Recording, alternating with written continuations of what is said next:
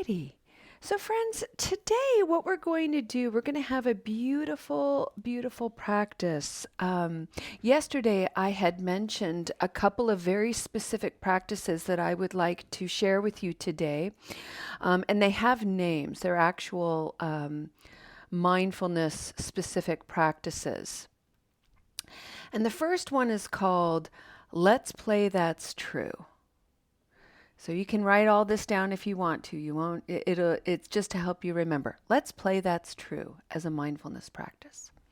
The second practice we're going to play with today is something I call ugh to ooh. Ugh, ooh. And I'll tell you all about that. So, to begin our practice today, let's arrive. And I don't have a chime with me today. So for our bell of mindfulness, our little token of sound mindfulness, I'm just going to say the word, I'm going to chant for you a little bit the word Namo. Namo means with a wide open heart, I bow. So as we arrive to our practice, and if you'd like to join me, I'm just going to say this word 3 times. I'm going to close my eyes. I'm going to put my hands in prayer pose at the level of my heart. And I'm going to chant.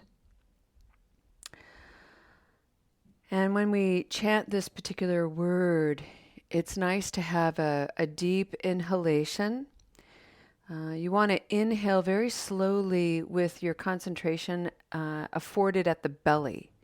And then fill the lungs from the belly up very slowly.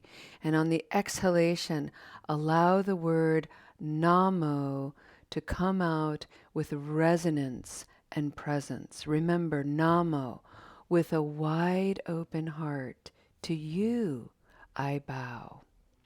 Breathing in together.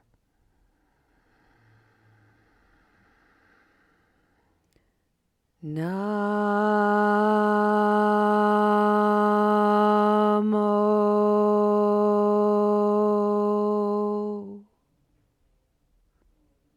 Breathing in.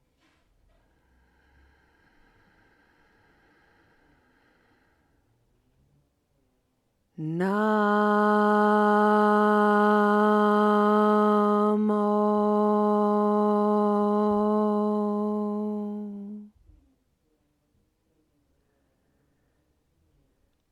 Nice deep inhale.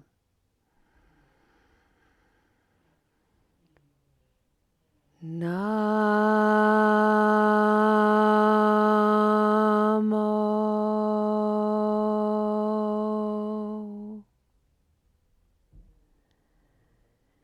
Maybe allow a little smile to rest upon your face.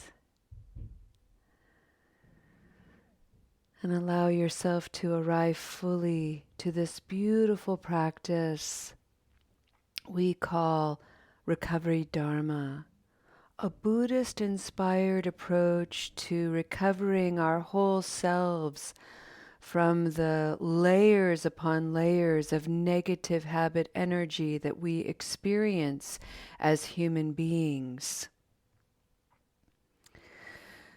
The layers of habit energy are complex and deeply personal.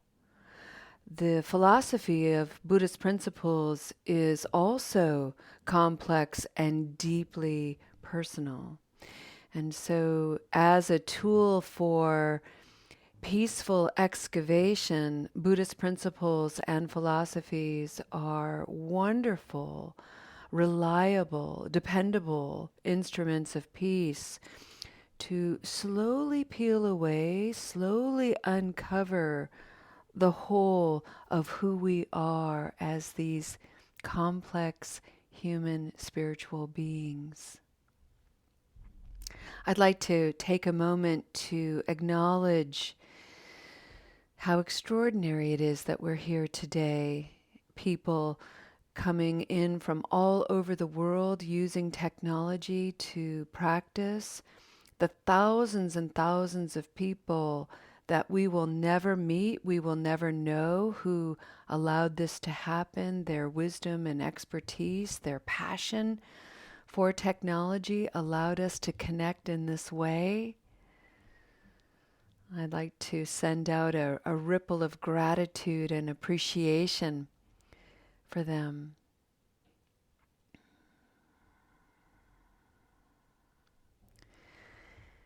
In the Spokane Sangha for the month of September, we are exploring this wonderful theme called interconnection. Thich Nhat Hanh called it interbeing and inter-are. Those were his words. His idea in terms of the practice of mindfulness is recognizing that we are connected by all kinds of things, many of which are not particularly human.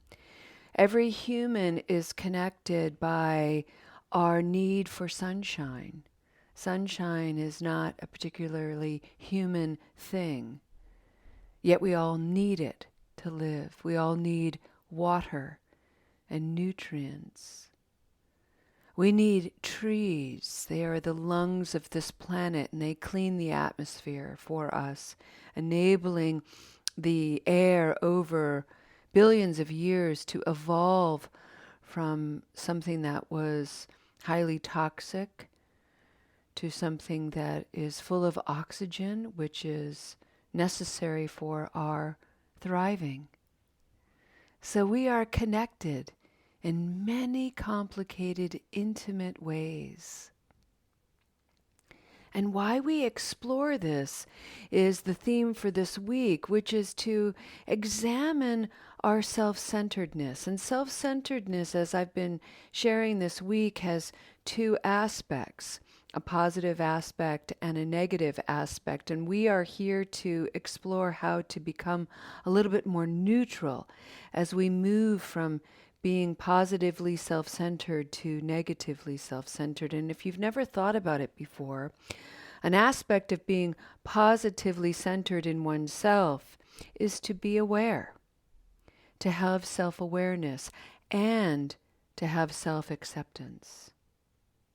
When we are in the posture of self-awareness, we can begin to see these intimate threads throughout all of life, keeping us connected. When, however, we are in this opposite position, in this dualistic nature, and we are in the shadowlands of life's experiences, one of the negative aspects of being self-centered is our propensity to take everything personally, to assume that everything happening has something to do with me. Somebody gives me a side eye or has sort of a scorn on their face, and depending upon my state of mind, I can concoct all kinds of story about they don't like my dress, they don't like my lipstick, they don't like me. What did I do? Never occurs to me that they could be having a whole life that has absolutely nothing to do with me. Fascinating that we do that. And we do it with such prolific success that we can ruin our whole day.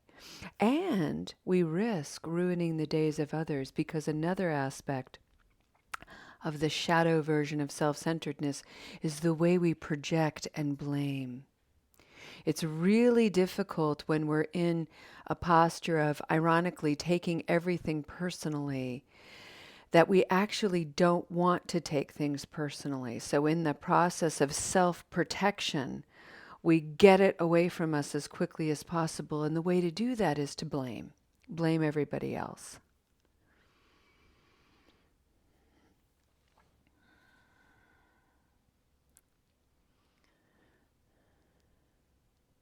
We're really good at this. So I have created a couple of mindfulness instruments of peace, I call them. They're little practices that help us keep the heart and the mind light and bright so that we don't get so weighed down by the negativity, by even the seriousness of the matter. And the first one I'd like to share with you is the ugh to ooh practice. And I want to remind everybody that you may not get to the ooh part. Notice the tone of my voice. The pitch is up. There's a sing-songiness to the word ooh. And you might not be in the mood for that. You might not be able to get to that lightness. You might only be able to get to oh, and that's okay. The point is to notice when you are in a mind state of ugh, ugh, not this again, ugh, ugh. And it happens, it's part of being human. Ugh, this again. When you notice that arising, allow it to be there. You don't have to get rid of it. It's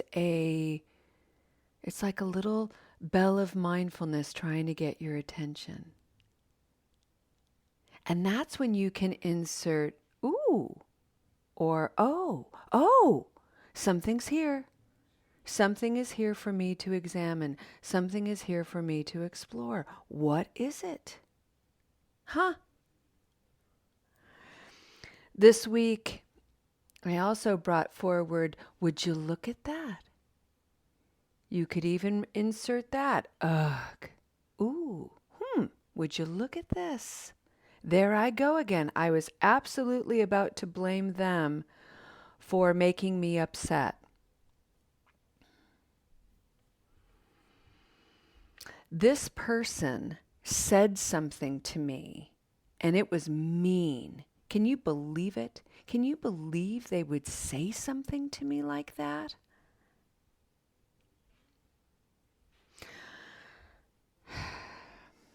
All right. I'm going to take you on a little trip here with me. Imagine me, 5th grade, Mrs. LaCicero's class. I'll never forget her because she wrote on my report card, Little Miss Julie talks too much.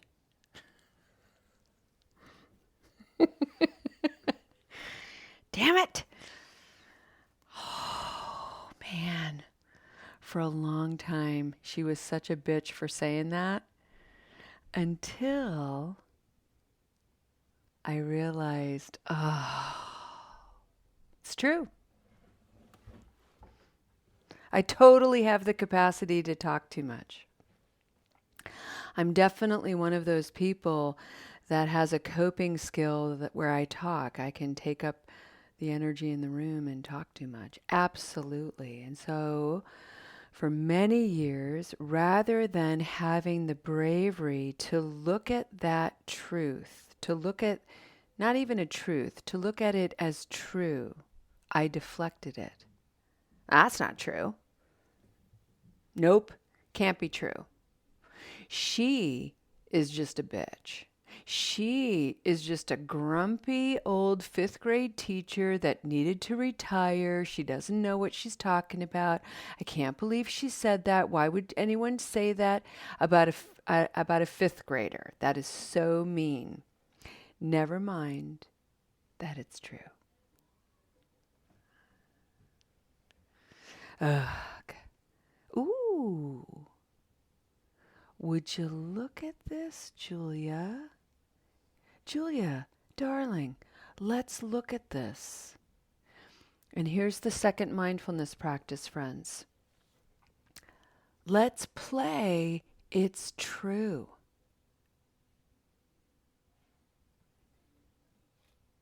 I talk too much.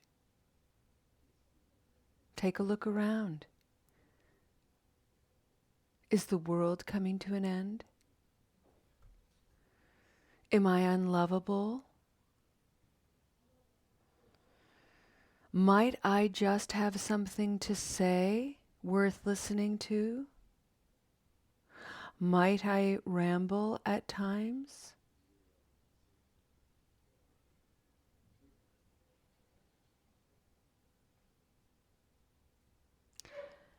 Now, what else is true? Well, beside it being true that I talk too much, it's also true that I have an enormous capacity to listen and be present.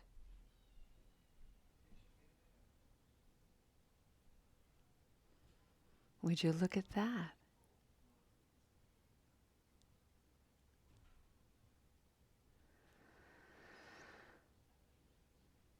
What we are endeavoring to do here, friends, is we are endeavoring to mature that part of ourselves that is pretty young, pre-adolescent, even adolescent, that really doesn't have enough ego integrity to absorb those qualities of us that we judge to be negative, that could be true. We don't know how to take that in. So we don't. We project it, we blame it out, we deny it, we shove it down and suppress it, we try to cover it up. And yet it keeps coming forward, it keeps asking for our attention. That's why we keep encountering it over and over again. That's why we have that arising that sounds like, ugh, this again? Really? Ooh, yes, this again. It needs my attention. It needs my wise, mature, compassionate, joyful attention. Oh, okay. It's true. And it's not the whole truth of me. The whole truth of me and the whole truth of you is much, much deeper.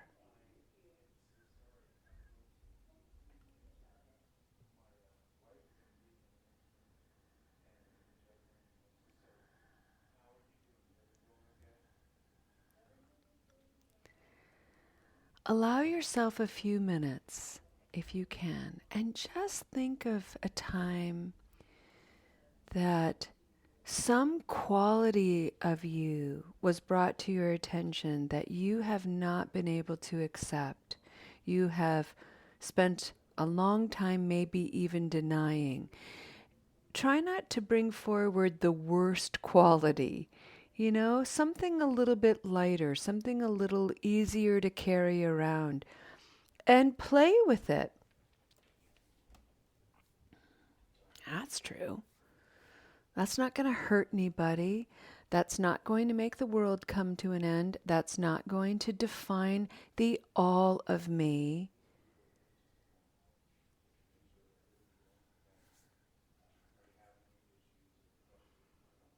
What else is true?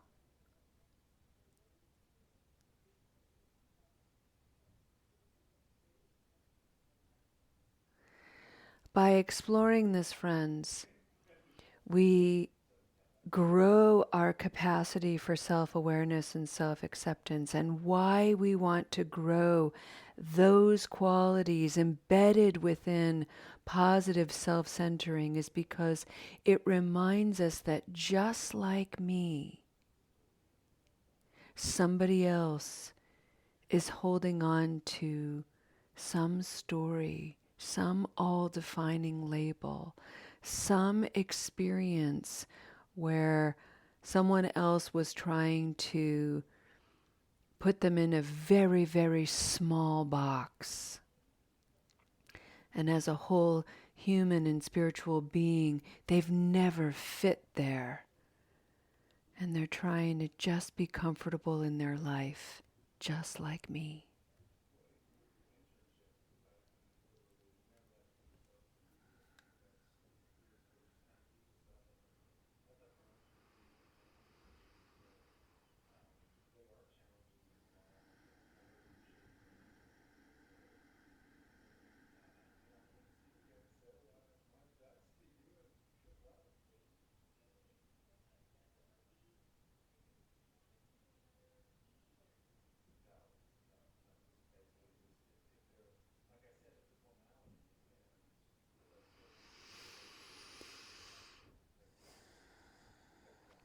Friends, let's take a step toward the conclusion of our practice today by chanting the word Namo once again. But this time we're going to add the three jewels. Namo to the Buddha, Namo to the Dharma, Namo to the Sangha. The person who was able to awaken to the causes and conditions of his own life, the teachings that he shared and dedicated his life to bringing to consciousness, which we get to experience in this moment today, and the community, the gathering of wise friends who are committed to exploring this wisdom and heal the wounds within, and by extension, the wounds of the world. Taking a deep breath together, if you'd like your hands at your heart, or you can rest your hands over your heart, whichever feels more comfortable for you. Breathing in deeply. On the exhalation, we'll say Namo Buddha. Namo Buddhaya.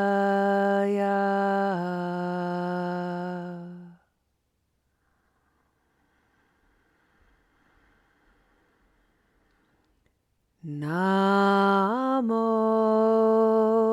Dharmaya.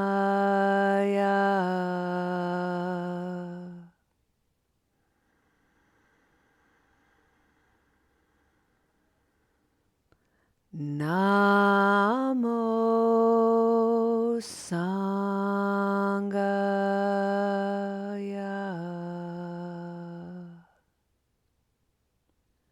Deep bow, friends.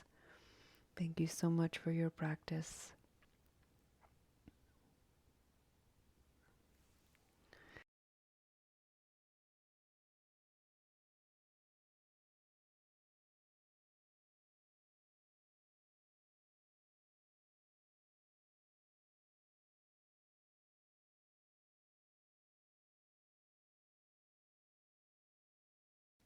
I'd like to go ahead and end our practice today with a dedication of merit. And I'd like to bring us all into this very simple awareness. And it's to piggyback a little bit on something that Chuck shared this evening. One of the things that we are endeavoring to do with the Buddhist practice, one of the things that I happen to love about Buddhism, is the Buddha was very clear to say, don't take my word for it. Allow these principles, allow these perspectives to come alive in you, and have the courage to bring you into the world. So what this means to me is changing the language around substance use disorder, waking up to the idea that the creators of substances, including alcohol, aren't going to admit that they create a neurotoxin. Some people have brains that can work with it. Some people have brains that can't. And there's a whole lot of social conditioning that goes on to determine both. And so we are really victimized and stigmatized in historical language around this particular disorder. So we are endeavoring to be very strong, very clear, very firm in redefining and reclaiming our power, working with adaptive and maladaptive ways of addressing the stressors of life. So in this Sangha, we like to use the phrase habit energy, and we all have it. Sometimes it's connected to substances, sometimes it's connected to sugar, sometimes it's connected to toxic relationships, unboundaried being, on and on and on. So have the courage to bring this practice into you, make it come alive for you, and please, in some ways, I'm kind of pleading that you do this because we need each of you, your uniqueness, to light up the world. to light up your life, to light up your families and your friends. Light it up. Have courage. And know that a moment of self-awareness is an enlightened moment. You don't have to look like a monk or a nun. You just have to be you. And as your moments of wakefulness expand, your moments of goodness enter into the world, your moments of healing and transformation, this, my friends, is love in action. And its ability to expand is limitless. Thank you for your wise efforts. Thank you for your wise actions. May you go into this day blessed. We'll see you next time. Namaste.